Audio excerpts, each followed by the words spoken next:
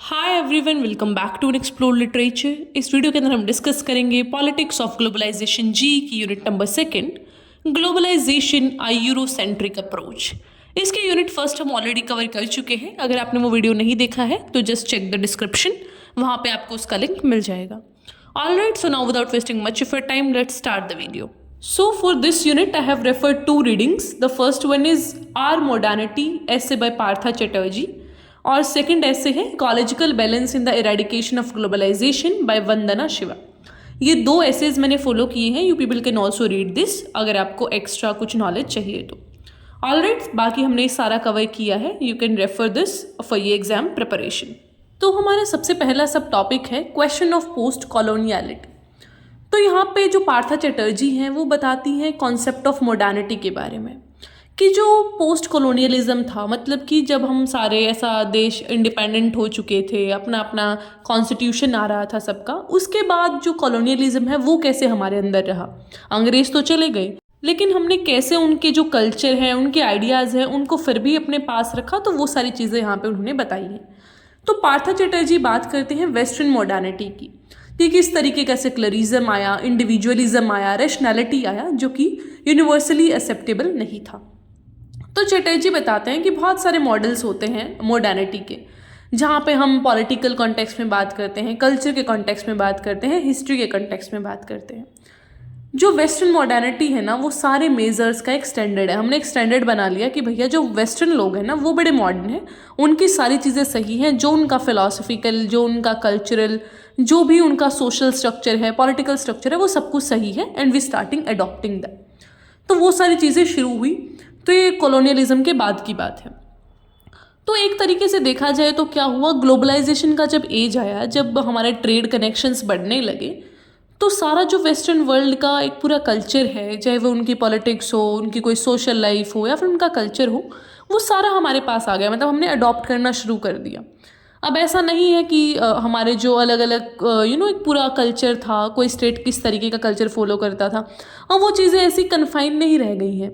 अब हम सारे क्या हैं, इंटरकनेक्टेड हो गए हैं और एक दूसरे की चीज़ों को समझ पाते हैं, एक दूसरे की चीज़ों को हम जानते हैं, because it is the time of technology, और इंटरनेट अब बहुत ज़्यादा फैला हुआ है। तो वही सारी चीज़ें बताई हैं पार्था चटर्जी ने अपने ऐसे में, कि अंग्रेज चले गए, जो कॉलोनाइजर्स थे वो चले गए, बट स्टिल जो उनका एक एसेंस था वो आज भी है हमारे जो डिफरेंट नेशंस हैं उनके ऊपर। फिर पार्था चटर्जी बोलते हैं कि बहुत सारी कॉम्प्लेक्सिटीज़ है इस जो पोस्ट कॉलोनियल कंडीशंस हैं उनके अंदर, जहाँ पे जो सोसाइटी है वो स्ट्राइव करती है कि भाई हमें क्या करना चाहिए, अपने ट्रेडिशनल जो कल्चर्स हैं उनको साथ में रखना चाहिए, और मॉडर्निटी को भी अलग से नहीं देखना चाहिए। वी शुड इनकलकेट दैट, कि जो नया अच्छा है उसको जोड़ लो, लेकिन अपनी रूट को मत छोड़ो। बोलते ना कि धरती से जुड़े रहो, तो अपनी रूट्स को मत छोड़ो, लेकिन मॉडर्निटी की जो कुछ चीज़ें हैं उनको भी आपको अडॉप्ट करते रहना चाहिए। तो वही चीज़ उन्होंने बताई कि क्या प्रॉब्लम्स आ रही हैं। पहले के लोगों को खाना पीना अलग था, रहन सहन अलग था, लेकिन how we people have changed gradually with the time. तो वो सारी चीज़ें ये बताते हैं। He criticize the Eurocentric perspective, की जो मार्जिनलाइज नॉन वेस्टर्न एक्सपीरियंस है मॉडर्निटी का, कि एक्चुअल में ये जो वेस्टर्न सो कॉल्ड डेवलप्ड लोग हैं, ये क्या करते हैं, अपनी चीज़ों को थोपने की कोशिश करते हैं ग्लोबलाइजेशन के थ्रू, कि हाँ भाई हमारी चीज़ें सुप्रीम है, आप सबको भी ये फॉलो करना पड़ेगा if you want to be a so called modern.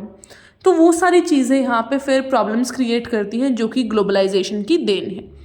तो ये तो था पार्था चटर्जी का पूरा essay, which I have summarised for you. Now the next one is making sense of globalisation for people at margins.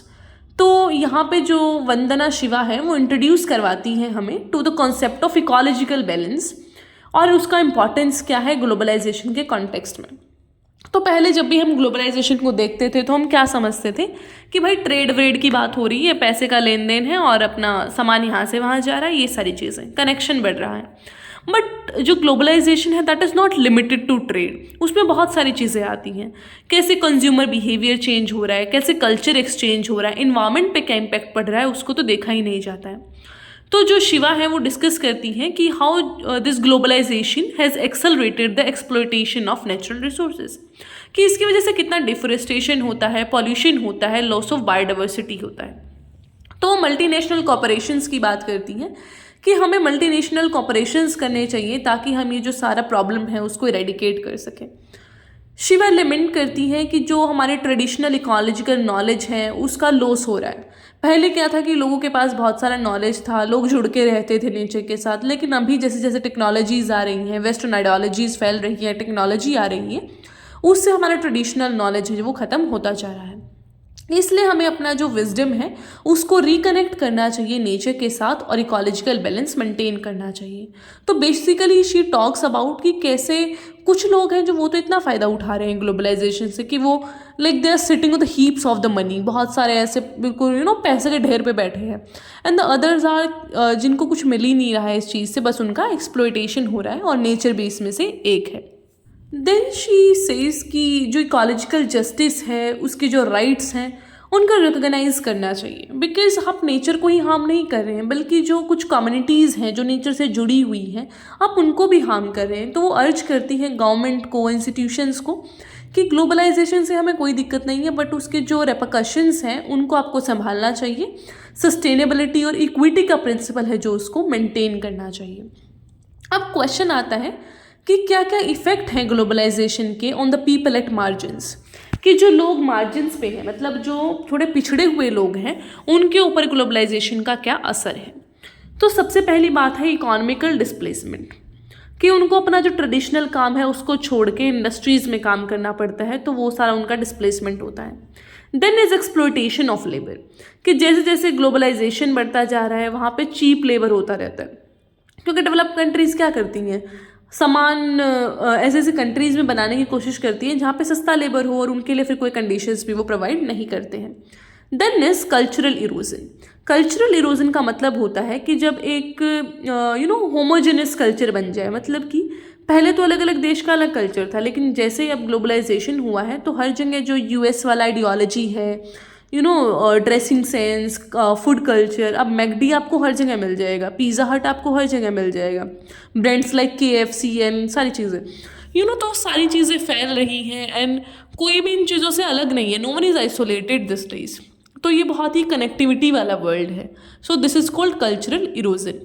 Then the next one is environmental degradation, कि अब जो लोग इतने सालों से नेचर से जुड़ के रहे हैं या फिर कुछ ऐसे एरियाज़ भी हैं जो कि वनरेबल हैं इकोसिस्टम के, तो अब क्या कर रहे हैं, वहाँ पे पेड़ काट रहे हैं, पूरा बायोडाइवर्सिटी आपने हिला के रख दिया है, तो उस वजह से भी उन लोगों को बहुत परेशानी झेलनी पड़ती है। तो because of that you not thinking, आपको सिर्फ अपना डेवलपमेंट दिख रहा है, अपना कैपिटलिज्म वाला दिमाग है आपका सिर्फ, आप ये नहीं सोच रहे हैं कि किसको क्या प्रॉब्लम फेस करना पड़ेगा।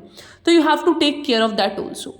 Then the last one is social fragmentation, कि इससे क्या हो रहा है, इनइक्वालिटीज़ बढ़ रही हैं।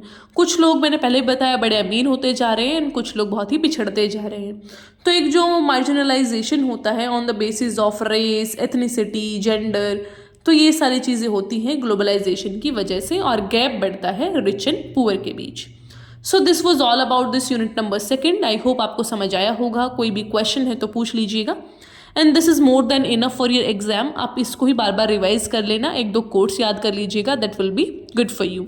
Alright, so I will meet you in the next video. Till then take care, stay happy, stay healthy and don't forget to subscribe the channel.